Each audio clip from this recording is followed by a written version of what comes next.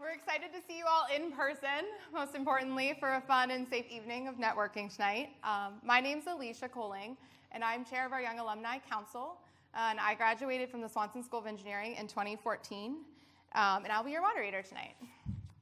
So for those that don't know, just a little bit about the Young Alumni Council. It's a team of 26 recent Pitt alumni from various schools and years who represent the Young Alumni Network. This Young Alumni Network consists of over 80,000 young alumni out of the over 340,000 living Pitt alumni. The Council's mission is to engage Pitt graduates from the last decade through programming and events that enrich the lives as well as inspire them to maintain a connection with the University of Pittsburgh through their contribution of their talents and their resources. We play an essential role in helping the overarching Pitt Alumni Association stay engaged with recent graduates. So this evening, we will hear from two outstanding distinguished alumni. Both will present themselves and their Pitt experience, and then we'll open up the mic for a Q&A. And then after the Q&A, we encourage you to stick around for open networking with the speakers and the fellow attendees. So first up, we have Dr. Corey L. Black. So Dr. Corey L. Black is a Harrisburg native and a product of a single-parent home. During high school, he served as drum major of the marching band, a member of the 2006 homecoming court, class president at SciTech, and a leader in various school and community-based organizations.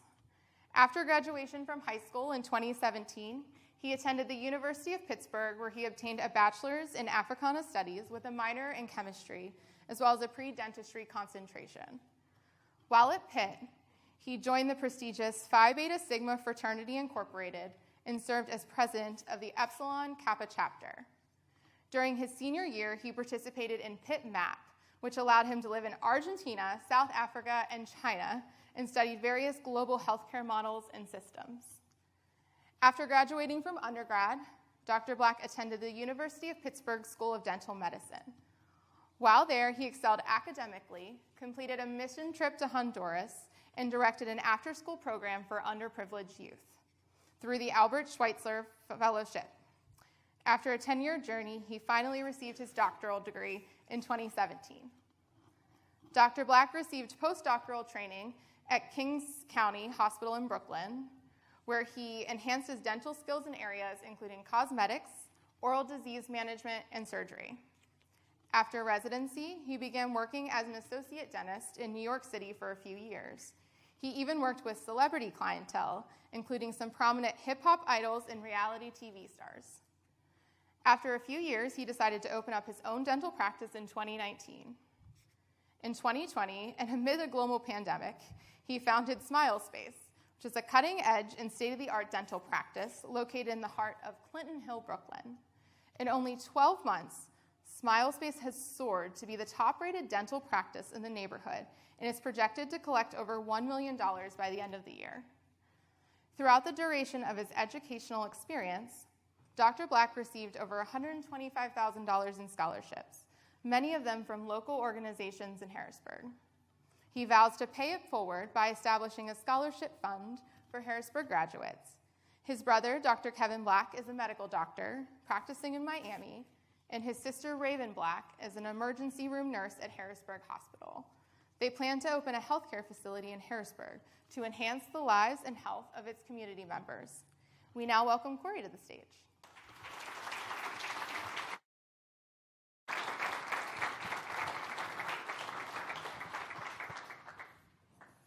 Hello, everybody. Hi. I can't believe you were talking about me. To be honest, it feels like I just graduated from Pitt not too long ago. Pitt will forever be home. I spent so much time here, literally a decade of my life. I'd say all of my 20s were committed to education. But it's always good to come back. And I'm excited to just tell my story and share the journey with you. And hopefully you guys can learn something from my experiences. You ready? Okay. So I'm going to talk to you about something that I call the Pitt influence. And you guys will learn a little bit more about what that means as we go through the presentation. Okay? All right. So this, again, like I said, it's a full circle moment. Pitt really is my second home. I have, a bunch of friends who have become family over the years. I was born in Harrisburg, but I say I matured in Pittsburgh.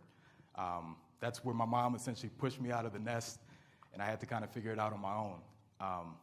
Lived here for a decade, and again, some of my best friends in life I've met here. Shannon, where are you? They still support me to this day. Fun fact, so back in the day, people used to call me John Smith because I did photo shoots and videos for Pitt. I guess I used to be a model. I don't know. And so if you look to the right, literally that ID would literally be plastered everywhere. So people would see me on campus and like, John. So I just started going with it. So my journey, again, so born and raised in Harrisburg. I graduated from Harrisburg School District in the year 2007. And when I graduated, Harrisburg was considered, or the school district was considered, one of the lowest in terms of PSSA scores. So we were ranked 499 out of 500. Mostly Black and Latinx students. We were constantly reminded of our failures. People often told us how good we were not.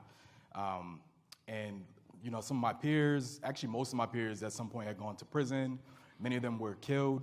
My mom, she was a single parent. She had or has 3 children. We essentially survived on her salary. She's a nurse's assistant. Didn't really make that much, but we made the best out of it. And now being an adult, I realized those were the best times in my life because, it was full of love. I realized money's not everything. We'll talk about that later, okay? But education became my escape from the harsh realities of what was happening in Harrisburg at the time. So I was always the brainiac. School was my thing, okay? So I applied to Pitt, but Howard University was my top choice. Howard was just very similar to the environment that I kind of grew up in. But I received a call from someone named Rob Wilson. I don't know if he still works for Pitt, but basically he worked in the financial aid department. And he said, Corey, what can we do to get you to come to Pitt? And I said, Rob, if you give me some money, we can make it happen. So, we did some negotiating, and, he convinced me to go to Pitt. And so I made the decision to come here a month before the first day of class. But if you look at the picture, I literally have the Howard University gear. But as soon as I accepted the offer, that thing went in the trash, just so you know. But when I arrived at Pitt, I immediately felt a sense of culture shock because, like I said, where I went to school was primarily Black and Latinx students. And so I felt out of place. I was not used to being a minority, right? I wasn't used to being a token Black guy. But I've kind of learned to fit into that role and just make the best out of it. But one of the things that really helped with that experience was the fact that Pitt really emphasized learning outside of the classroom. Do you guys still have that outside the classroom? Okay.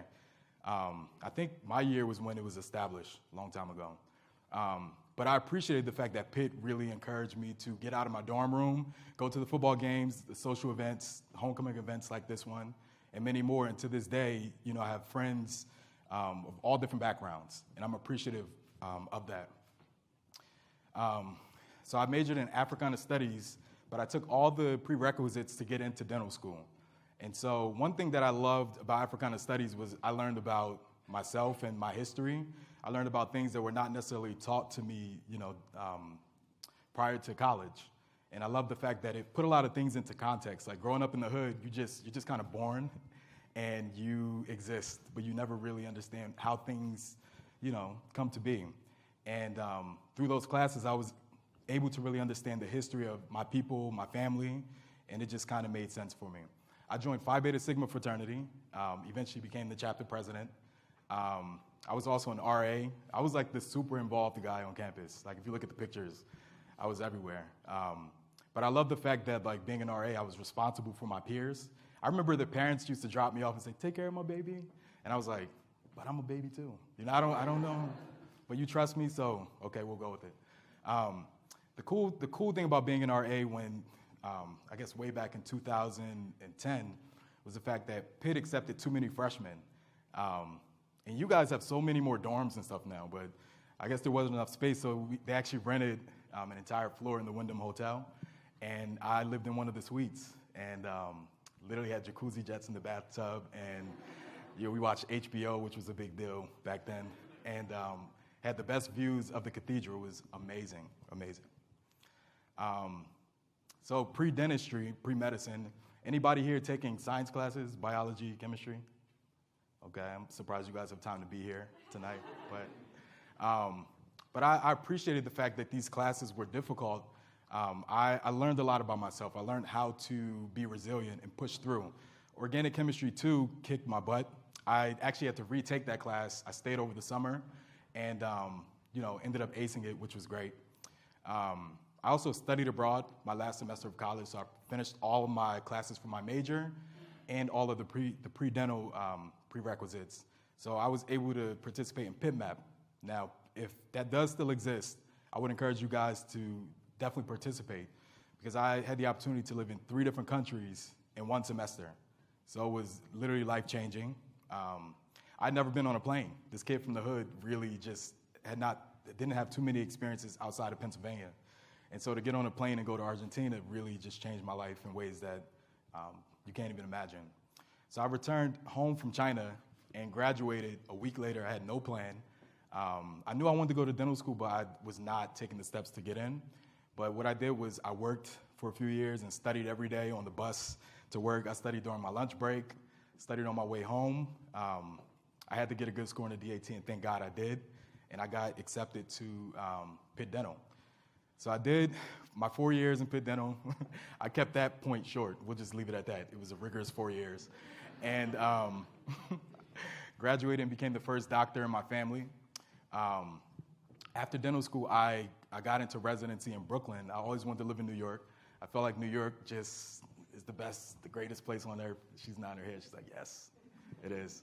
After finishing residency, I worked as an associate dentist in New York City. And as an associate, I felt like I wasn't really appreciated. My patients loved me, but New York City, everything is intense.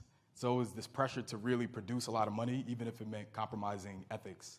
And so I actually got fired 2 times in my first year as a doctor. So you can imagine spending all this time studying, right? Studying here to get these degrees, going into residency, finishing residency, and then to get fired. My confidence was completely crushed. But I believed in myself, and I believed that my patients loved me. I know for a fact that I did quality work. And so I took a risk and decided to open my own office. And so I signed the lease for Smile Space in December of 2019, not really knowing that, we would be hit by COVID. So construction started and stopped in February, and then I had to pack everything up and move to Pennsylvania. I was living with my mom again. That was terrible. I did it for 3 months.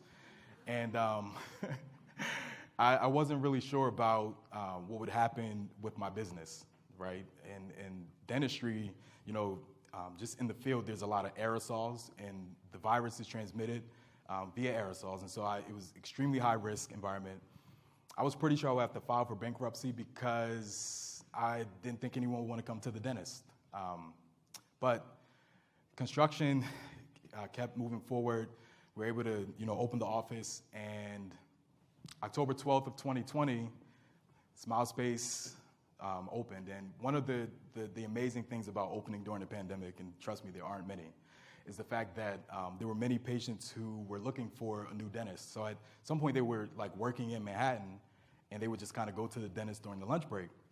And because many people were working from home at that time, they were looking for something more local. And there we were, brand new, fully compliant, and people really just trusted us. And so we got a ton of patients, believe it or not, in the very beginning, which was a blessing.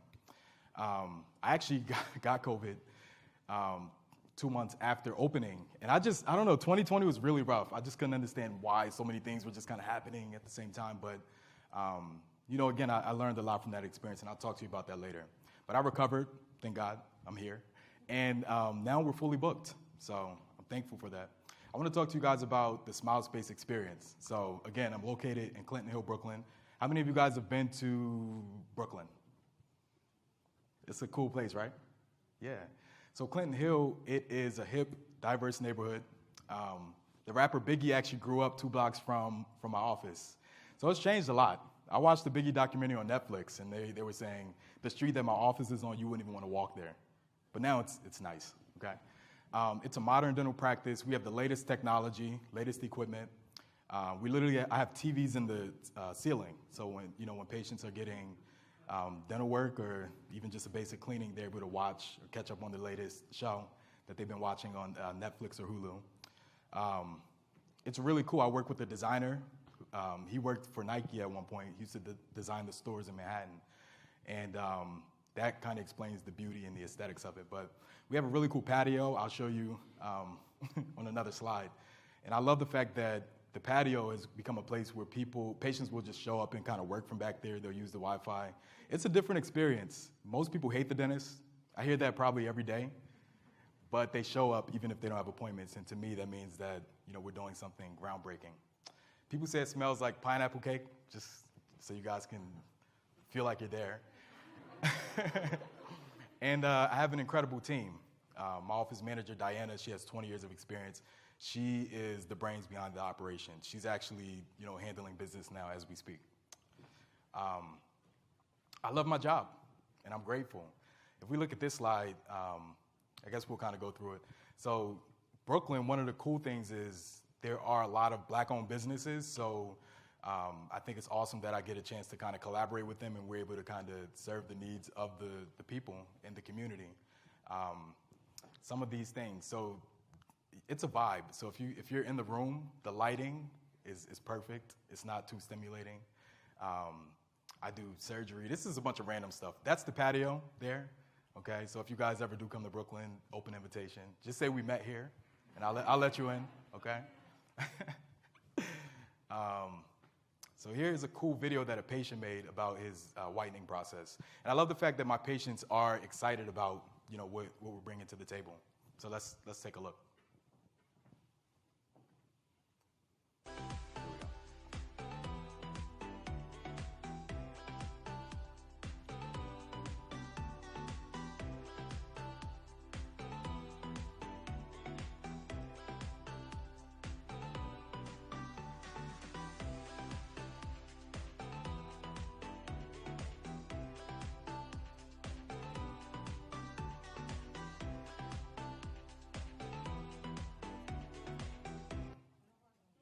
Pretty cool, right?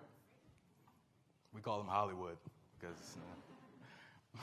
So, I'm just fortunate because, again, less than a year ago, I thought that I would be filing for bankruptcy, but there've been a lot of wins during this time, and so again, we're projected to hit $1 million soon, which I can't even believe I'm saying that, but we have a solid 5-star rating on Google, and I checked this morning, we're at 272. And that's why we're one of the top-rated dental practices in Brooklyn. The journey's been difficult, but I'm appreciative that Pitt has really prepared me for the challenges that I've had throughout this venture, and this is what I call the Pitt influence, okay? So we'll go through it. As a CEO and a dentist, every day I utilize skills that I've learned inside and outside of the classroom here at Pitt, and so I'm thankful for that. For example, just being in the fraternity, I served in a leadership position. Every day I'm a leader, right? Similar responsibilities. Do you guys know about Robert's Rules of Business, of Order? Okay, I learned that. And so when I have meetings with my staff, we do it the same way, okay? Would have never learned that if I wasn't a part of my organization. Emphasis on service to the community. That's the most important aspect of my job, to serve the people who trust me with their care. That's my office manager, Diana, okay? A patient brought those flowers to her 2 days ago, and she kept bragging about it. So I said, I'll put it in the presentation for you. As an RA, just being responsible for the well-being of others, right? Literally, that's what I do as a dentist. Building a sense of community. So the patio, right? People feel connected to the space. Your RAs, do they still use the bulletin boards where they design? I figured things would probably be digital at this point, but back in the day, we used to have to come up with creative ideas and put them on the boards for people to be interested in the things that were kind of happening on the floor.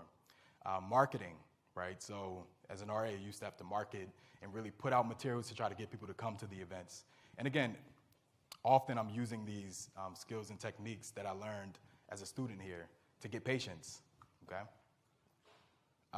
Africana Studies major, so, being in Brooklyn, you guys I'm sure know about gentrification, some of these things that are kind of happening all over the United States, but specifically in Brooklyn, it's happening fast. And so I feel like I have a greater understanding because I know the history of these communities just from the information that I learned here at Pitt. And I'm able to empathize, okay? I have a better understanding. And Pitt Map, just living in different countries around the world, this kid from the hood was so close-minded in 2007 when I graduated. And after living in all these countries, I feel like I've changed in ways that, again, I would have never imagined, but I'm able to relate to a lot of different types of people. My friends are diverse. We look like the UN. You guys remember Captain Planet? You remember Captain Planet? Do you? Okay, that's me and my friends, okay? But if you look, this is me in an Indian wedding. The second picture is my boy Alejandro. We met in China when we lived in the international dorm together. And 2 years ago, he invited me to his wedding in Mallorca, Spain. So still connected. That's my friend Mark. He was my Chinese friend that was assigned to me. We just reconnected on Facebook. And then that's some girl I was playing drums with in Cape Town, South Africa. I'm sure she doesn't remember me. It's fine. Lifelong friends. Shannon, there she is. She was a patient. But yeah, I'm blessed that I met some of the most incredible people. I have some lifelong friends who have supported me, and I support them. My friend Elena on the upper right, we went to dental school together, and she just opened her practice, and we've been, supporting each other and sharing information. I'm blessed to have people who are genuinely good people and genuinely want the best for me. And you'll find as you get older, it's harder to find that. So I'm blessed that Pitt was able to provide an environment for that to even happen. And just resilience. I've learned just from this experience to never give up. And every day I'm grateful and appreciative that I even have the opportunity to do what I do and have a job that I love and to be here and speak to you all today. So I'm grateful, okay? So in conclusion, as alumni, once you guys graduate, you guys will have your own experiences. I encourage you to take the time and really just reflect on your time that you've had here at Pitt. Don't take it for granted. Think about the knowledge and the skills that you've attained, during this time. Think about the successes and the failures and the growth that have come from those failures. And think about how it's kind of shaped you into the person that you will be, okay? And I call this the Pitt influence. So, thank you.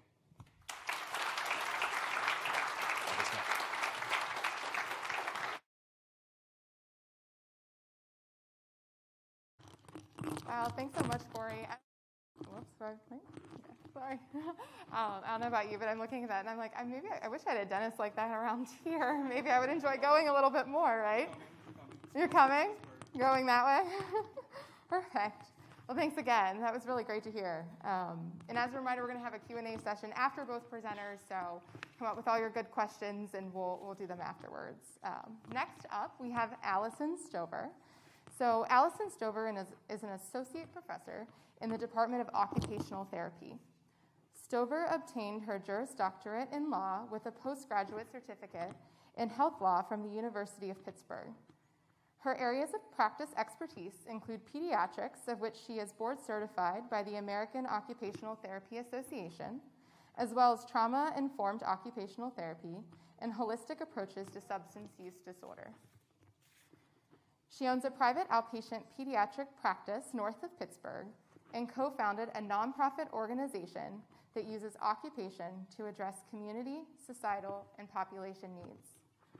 Stover's interests include using occupational therapy as a powerful driving force for larger healthcare change, advancing occupational therapy's national and global relevance, and occupational therapy's role as a leader in policy, development, and implementation.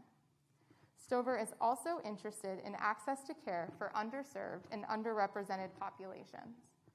On July 1st, 2021, Stover commenced her position as president-elect of the American Occupational Therapy Association, which she will transition to her role as president for the July 2022 to June 2025 term. So we now welcome Alyson to the stage.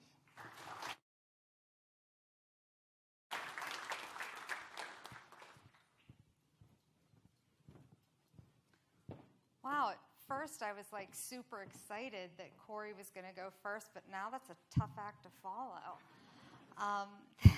Thank you, everyone. I'm so excited to be here and kind of share a little bit about my story. One of the things that I like to say is that I think at this point, I bleed blue and gold. I've gone to school so many times here. My husband likes to say I bleed green dollar bills into the blue and gold buildings that we have. So one of the things that I like to do is think about what inspires me. And a lot of times my story is inspired by quotes that guide my steps. And so I want you all to think about this and hear my journey through my quotes, but I want you to think about what are the quotes that lead your life, that make your decisions, and that will continue to empower you to move forward. So, the first one is obviously by the very brilliant scholar Reese Witherspoon. And she says, "I encourage women to step up. Don't wait for someone to ask you." When I first applied to the University of Pittsburgh, the idea was that I was going to do something in healthcare, but it was never the idea that I was going to do something that was going to be autonomous in its practice. So very much people talked about the idea that maybe I, wanted to look at being an assistant of some level, but never an autonomous practitioner. And when I entered into the University of Pittsburgh, it was one of the first times that I saw representation of women in almost equal amounts to representation of men in studying for healthcare fields. And that was overwhelming and inspiring to me. And so, like Reese, I decided I needed to step up and not wait for someone to ask me. And that's where I discovered occupational therapy. Now, I was an occupational therapist for approximately 6 years before returning back to the University of Pittsburgh School of Law to then study health law and to really pursue my advocacy roles. When I graduated from law school, everything seemed pretty average. I had 2 kids. I had a husband. He had a job, which was great because law school does not pay you anything. And so I went back to doing some of the things I always did, and I was practicing in a sort of nearby outpatient pediatric facility outside of my county, and I was also doing some advocacy work with my new law degree, and we started to hear things in our community, like, what do you do? And what do you mean there's occupational therapy and rehabilitation for children? And wait a minute, my child has had therapy services before, but they've never had anything like what you're talking about that you do. And so I heard Reese Witherspoon say, step up and don't wait for someone to ask. And so we opened our pediatric outpatient occupational therapy, physical therapy, and speech therapy clinic in Mercer County in December of 2013. When I said I needed to step up, I didn't mean let's do this and have our safety net. I mean let's go all in. So in opening it, I told my husband, quit your job because I need you to be there and manage the business aspects while I take over the clinical maintenance. December of 2013, we had 12 visits that entire month. My husband said, this was the worst thing I've ever let you talk me into, ever. Within the first year, we had outgrown the location that we were currently at, and we're already moving in to a second, larger location. At this time, 8 years later, we are now scheduling 425 visits per week. We have over 15 clinical staff and a front office staff of 4. We also have 5 school district contracts, and we provide continuing education to clinicians across the state. So, yes, I agree with Reese Witherspoon. Step up. Don't wait for someone to ask you. Just do it. The next one. So in this quote we hear, great leaders often have strong capacity to experience anger. It wakes them up and makes them pay attention to what is wrong in their environment or in themselves. Without anger, they would not have the awareness or the drive to fix what is wrong. This reminds me that my anger, what makes me angry, what arouses that pit panther inside of me, is the very thing that I need to pay attention to as my motivation. So in my first year with my practice, I met a little boy named Xavier. No, I am a Pitt Law grad, not his name. I understand HIPAA. I took multiple courses on it. So, in my friend, who we will call Xavier, he was 6 years old when we met. Xavier was the second oldest of 5 siblings. He was his mother's favorite and his grandparents' least favorite. His mother loved him so much that 2 months after his father died of a heroin overdose and she decided to take her own life in the same way, she asked Xavier to sit on her lap and be the last thing she looked at before she died, because he was the only thing she loved. Xavier was then moved in with his grandparents, with his 4 siblings, after the passing of both parents to drug overdose. And his grandparents readily told me that he was their least favorite. He was overactive and really clingy and always missed his mother. About 3 weeks into his first trial in kindergarten, the principal called and said, "I'm giving you 1 shot. I know that you see him in your outpatient practice. You see him for us in the school. 1 shot. You have 30 days to change him, because, see, he's been suspended twice now for promising sexual favors in return for friendship. And that's not appropriate here in kindergarten." The problem is they never asked Xavier why he did that. And see, Xavier went on regular dates with his mom and her friends. And that's how she made her friends, by offering sexual favors. Well, at least in his 4-year-old brain, he thought that was what was happening. I was angry. I was angry that Xavier's grandparents didn't care that he missed his mom. I was angry that his mom didn't care that she was traumatizing him by forcing him to watch her die. I was angry that the school never paused to think that a 6-year-old doesn't ask that question because they're bad, but because they've never known a life that was different than that. And so what did I do? So I collaborated with the county coroner. Sounds weird, right? Why with the county coroner? Because the county coroner knows how many individuals are dying due to substance use disorder within our community. The county coroner knows how many individuals die by homicide or violent death. The county coroner knows what the epidemics are that are affecting our community. And when he speaks, people listen. And so after he would speak and let individuals know, like the principals and the guidance counselors and the superintendents of our local school districts, after he spoke and they heard what was plaguing our community, I told them what that looked like for those who remained alive after the deaths that he talked about. With that, we were able to launch an initiative called Getting Connected. With that, we have now spoken to over 100 different community agencies and partners in Mercer County to help inform all of Mercer County about the effects and impacts of the epidemics that are both killing our community members as well as leaving grieving others in the midst. So get angry, because without anger, we're not motivated. Madeleine Albright, right? You can never really have a conversation about quotes without bringing Madeleine Albright into the conversation. And so one of my very favorite quotes that she has said was, "It took me quite a long time to develop a voice. And now that I have it, I'm not going to be silent." I didn't have a voice in 1999 when I started my journey here at the University of Pittsburgh.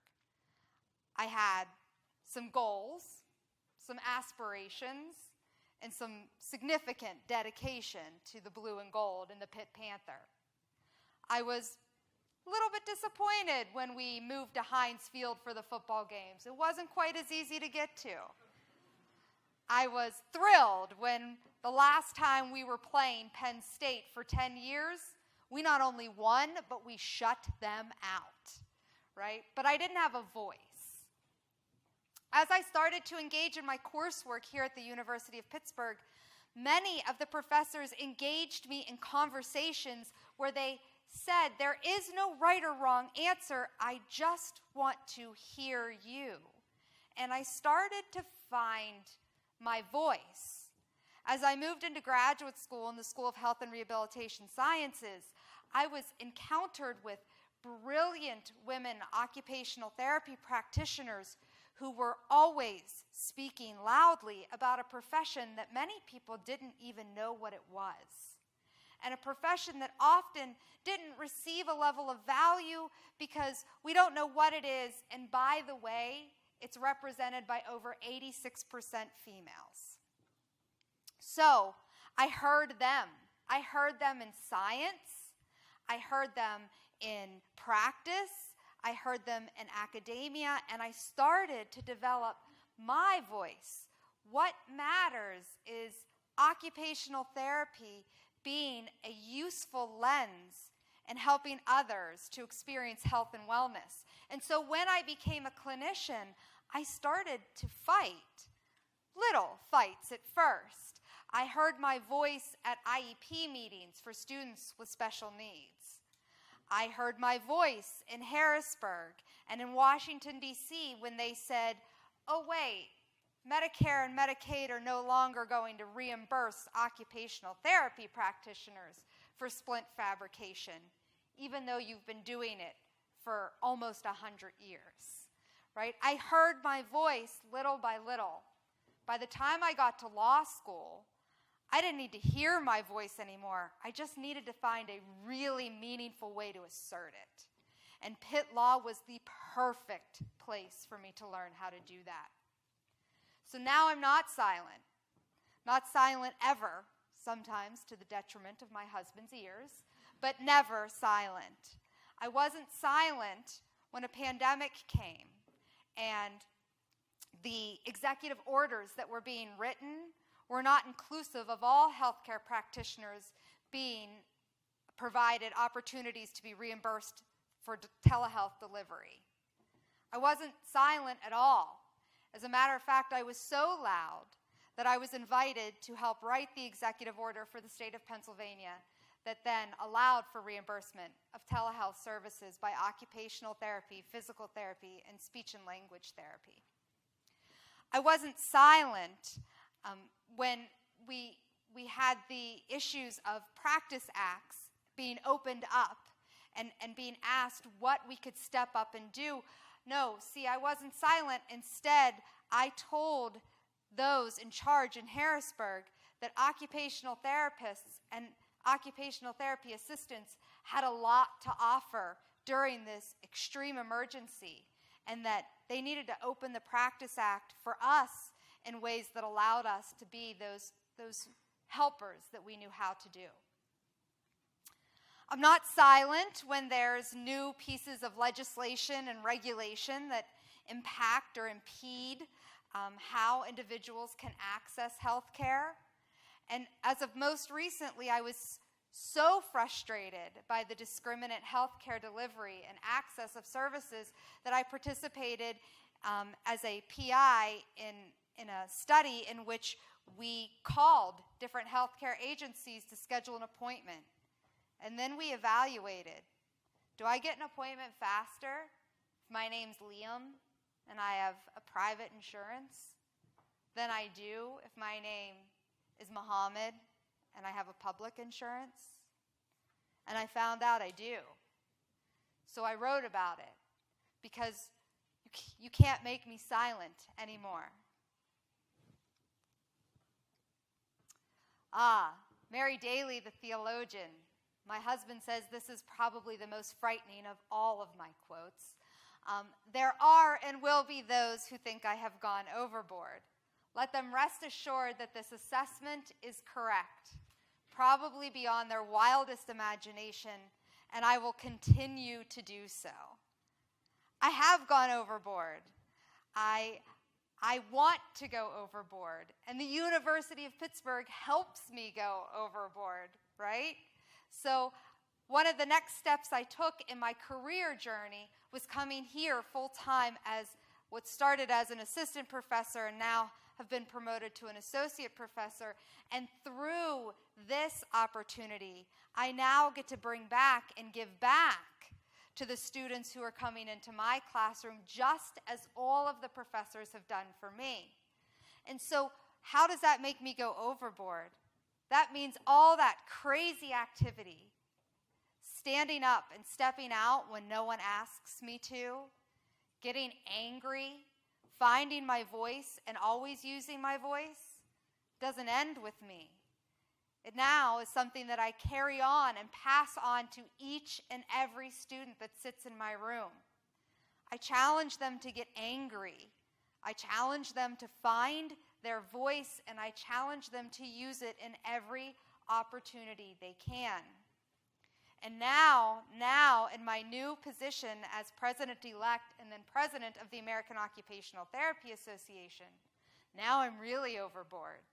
Now I go from just my audience in the School of Health and Rehabilitation Science to a national audience that has to listen to me. And when they listen to me, I'm going to tell them, step up and do it without being asked. Get angry, find your voice, and use it, and go overboard. One of the things we did when the pandemic hit was we were alerted that many of the healthcare professions were in danger. Danger for their schooling and training of their students because, see, a lot of us have to do clinical rotations or some type of residency. But in a pandemic where individuals are really forced in order to be at home for the safety of us all, right, we certainly can't allow you into these vulnerable healthcare settings in which we're just going to be exposing more people to unnecessary interactions. So what we did was, in our small town outpatient pediatric facility, we opened up our telehealth services so that students could continue clinical practice, could continue their clinical experiences. And within 2 months, we had over 800 visits of students who were able to continue on clinical practice through telehealth services. So go overboard. Don't stop at just your idea. Listen to what the needs are out there and then create even bigger ideas. And then finally, so my Christian faith has led me a lot of places in this world. Sometimes great, sometimes terrifying. Always somehow back at the University of Pittsburgh. And so Rob Bell is a book that I actually picked up as a student here. He's a Christian pastor and author, and he gives my final quote for you to think on. And this is the one that continues to challenge me each and every day. And that is, life is not about toning down and repressing your God-given life force. It's about channeling it, focusing it, and turning it loose on something beautiful, something pure and true and good, something that connects you with God, with others, with the world. This is my challenge to myself each and every day. Have I created something beautiful? Have I tried to turn down the force, the voice, the anger? Or did I use it to move it forward and let loose on something beautiful that connects me with others and with this world? See, I didn't want to just be an occupational therapist for Xavier. I didn't want to help him. I wanted to walk alongside of him and learn what it was that made him happy and figure out how we could do that together.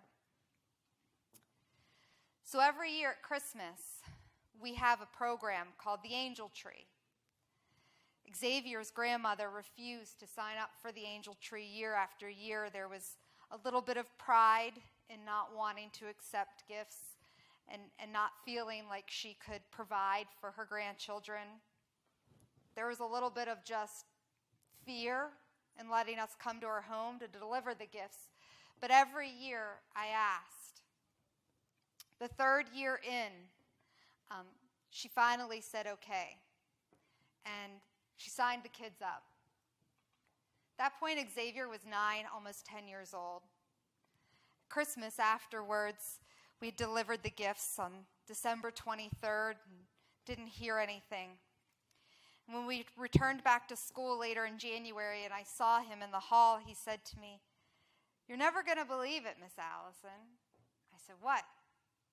He said, "Remember every year I would tell you, there's no Santa Claus." You would say, "Come on, Xavier, of course there is." Turns out, he just needed that letter from you. He couldn't find me for the first 9 years, but he came this year, and I'm so glad you helped him find me. That's where I want my life force to be. That's where I want to continue to challenge myself. And so I challenge each of you. You don't need to use my quotes. You don't need to use my path. You don't need to do anything like me except find those quotes that you live your life by, that you write your story with. Find how they feed into one another and how they build you into becoming exactly who you were meant to be.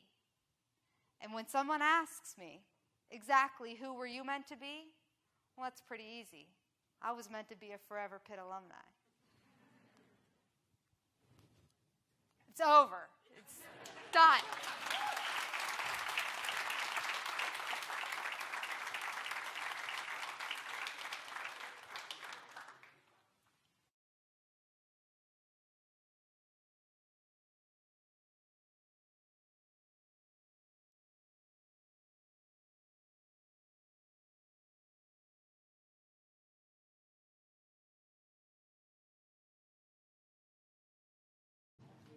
That's fine.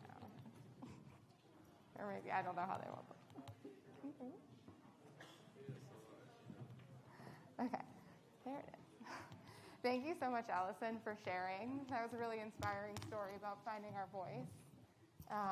So let's give another round of applause for both Corey and Allison.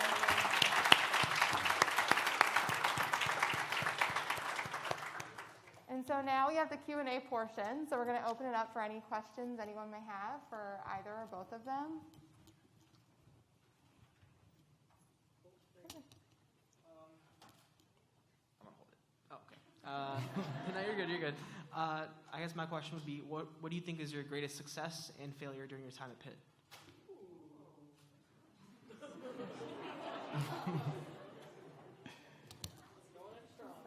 Whoa, that was going in strong. My greatest success at Pitt, I would say, has really been something that is not really by my doing, but it would be the relationships that I was able to develop with incredible mentors here. I don't think that there has been a program that I have been involved in, that there wasn't some instructor or professor that, when shown the interest in the initiative, wasn't willing to embrace that and become a mentor to guide and lead you. And so my biggest success was capitalizing on that, was making sure I interacted with those mentors, that I kept in constant contact, that I challenged them to challenge me. My biggest failure was biology.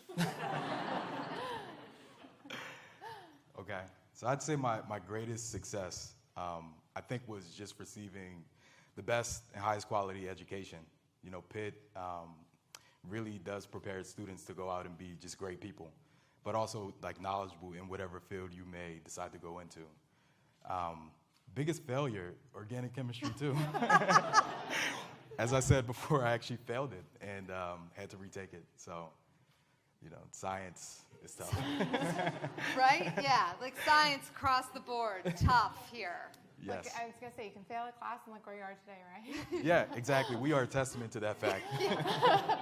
And we're also a testament to take it again in the summer. Yes.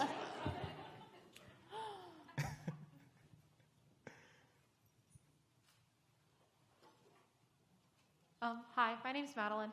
My question came out of Allison's presentation, but can be for both of you since you're both business owners.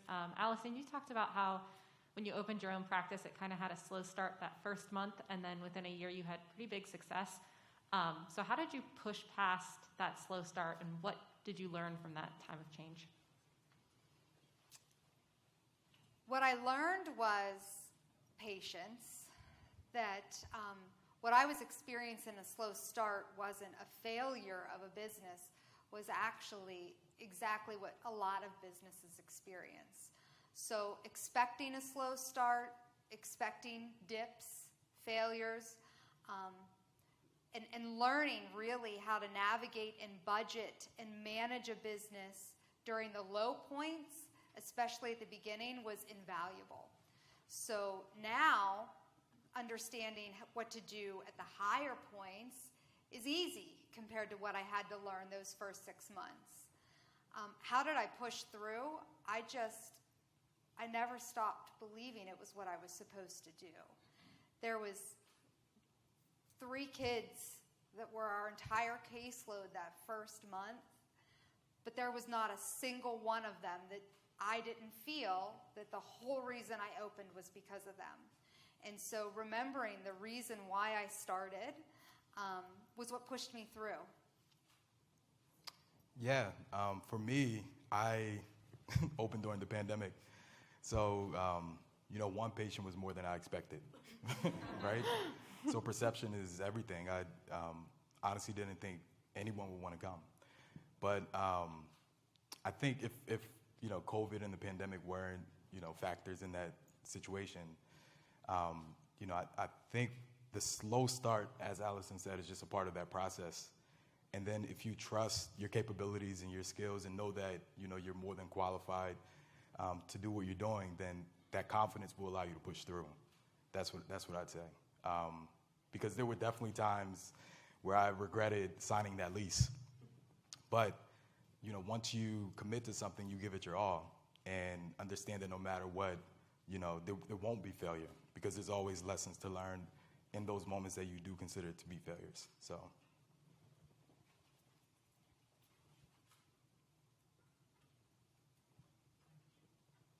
Hi, I was just wondering, what was kind of one of your most memorable experiences during your time here at Pitt, and what makes that memory so special for you guys? I have 10 years of time to think about. So there's so many, right? Like I started by saying I bleed blue and gold. One of the most memorable times. I grew up in an age that I guess hasn't ended yet, that Pitt never beats Penn State in football, and then we shut them out and we don't play them for 10 years. It was beautiful. It was beautiful. But my most memorable was I was pregnant with my daughter when I was in law school, and I got pregnant with her my first year, and I was a single mom at first, and so after she was born, she came to law school sometimes.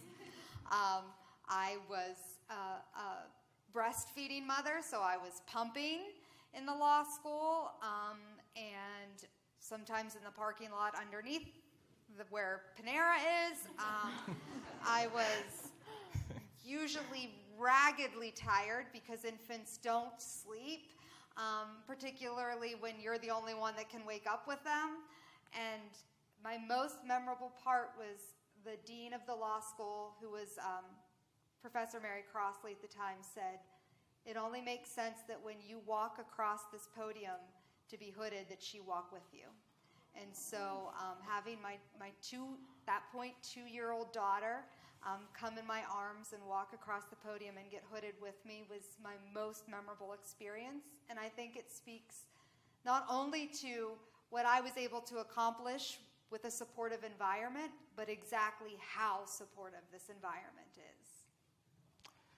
Allison, you're going to make us cry. How do I follow up with that? So now that I think about it, I think when Obama won the presidency, I think that was probably one of the best moments ever. I remember I was studying organic chemistry too. We keep talking about this. I think they need to eliminate it, right? Yeah, right? I'm with you. That's biology. Done. Just done. But so my friend and I, we were studying, I think in Posbar, and we got the word that Obama actually won, and we literally like threw all the books down. We ran out to, the bridge that crosses over to, you guys know. Yeah. And it was a huge celebration, and we partied all night long. And I don't know if any couches got burned. We're not WVU. Okay, good.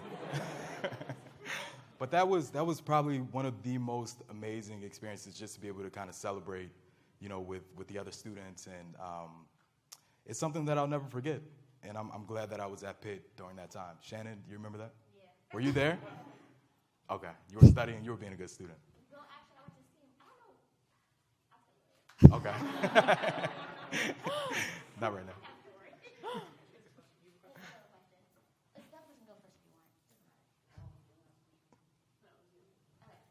Mine's kind of a twofold question because I'm a woman, if you didn't notice, and I'm black, so it's like for both of you. But so the first question I'm addressed to you. You have an incredible story, and I'm super fascinated as far as like how you accomplish everything as a woman, because as a female educator, there are times when I'm in leadership position or roles, and you mentioned finding your voice, and I am very loud and talkative, and so my question is more so personal. How do you know when to, or discern as a leader, to use your voice and when to listen? Like, how do you discern, like, this is a time where I need to speak and a time where I need to listen? And the same thing's for you, Corey, as being someone of color. Like, how do you know when you're, like, for example, I'm the Black Student Union advisor, so I need to discern, like, when there's a time to speak and when there's a time to listen? Like, how do you discern, having you both being in different minority groups? And I'm both, so how to do that? Thanks.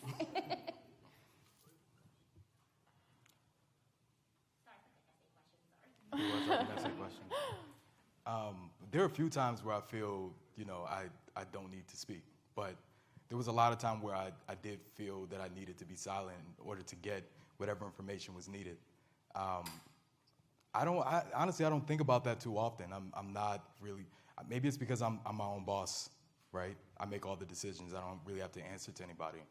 I'm not necessarily thinking about that at this point in my life. Maybe in the future I'll get back to you, but not right now. I can't think about it. Yeah. So I actually think I do it in a very backward way. I learned from my failures. When did I speak that I felt that night when I was falling asleep, or when I was in the shower, that I thought it didn't give me the outcome I wanted. I didn't say what I wanted to say. Wasn't heard the way I wanted it to be heard, as well as when were the times that I didn't speak and I couldn't stop thinking about the fact that I should have spoke. And then I used those to inform me every time I move forward. So no, at first, I made a whole lot of mistakes, and a whole lot of times I spoke and I shouldn't have, and I didn't, and even more that I didn't speak and I should have. But now, having all of that experience, I pause and I say, what am I going to do tonight? Am I going to say, I can't sleep, I should have spoke? Then I need to speak right now. And am I going to say, speaking didn't bring any kind of life to this situation? Then I shouldn't speak. So I really just draw on my past failures and use those to try to push me forward, recognizing that I'm going to fail again, but it's just going to help me be more educated in my next decision. Mm-hmm. And I think also just understanding that you don't know everything, right? sometimes it is important to listen, just because you just never know what information people can provide, even people who just maybe in a completely different field. I've learned so much from you tonight. And likewise you. Yeah. I mean, this has been great. I don't know what you guys think, but I've really There's something here. We have time for one more question. Uh-oh.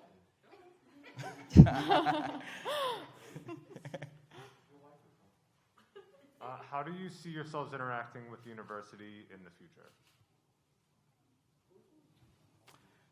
Well, I am connected to Marcy. Thank you. Now I'm connected to the New York City chapter. To be honest, I didn't even know it existed before. But we went to dinner last week, and I met some really cool people, and we actually talked about the fact that there are a lot of Pitt alumni who do live in New York City. They're just unaware. And so now that I am aware and I'm connected to Marcy, you run this, right? I think so. I know the boss. I'm gonna be connected and more active. I want to be, because I feel like I owe it to Pitt. As you guys have seen from the presentation, Pitt has literally provided just an amazing opportunity for me to be where I am today. So the least I can do is just give back and give some time in the future. So I think one of the ways is just coming back to be part of the academic rigorous programs that are here. I've learned so much and incredibly valued the mentorship and learning that I had here that it only makes sense if I'm going to do it, I should do it here. The other way, I'm going to make my children go here. I don't really care what they major in, they just have to go here. But I think that there's, just being here and involved and active, I think that there are so many opportunities throughout the University of Pittsburgh. Like Corey talked about Pitt Map. I had done some study abroad while I was here. I think even just in daily conversations, allowing people to really hear the story of my experience at the University of Pittsburgh can really help to shape how other people can come and interact with the University of Pittsburgh. Mm-hmm. And then I think mentorship is another way. So I have two students. One is from Harrisburg, and then another one, Abigail, she actually worked at my practice for the summer. I'm currently mentoring them. They're both pre-health. And so I'm kind of living vicariously through them. They're reminding me of my time here. And Kasim FaceTimed me this morning. I was like, are you in Towers? Like, this is what, I forgot what Towers look like inside. And so mentorship, I think, is amazing for that reason. Awesome. Well, thank you so much for coming again. We really appreciate hearing you guys talk. Another round of applause.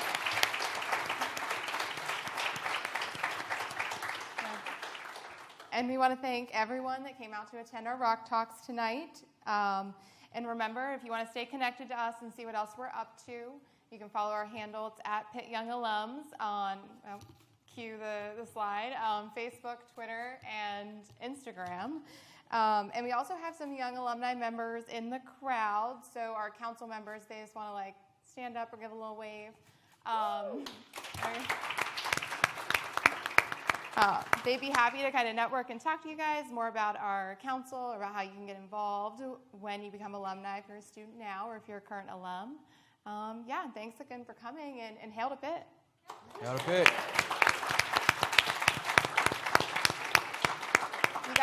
You guys can mingle amongst yourselves for a little bit and do a little bit of networking if you want. And then remember when you leave to grab a sweet treat on your way out.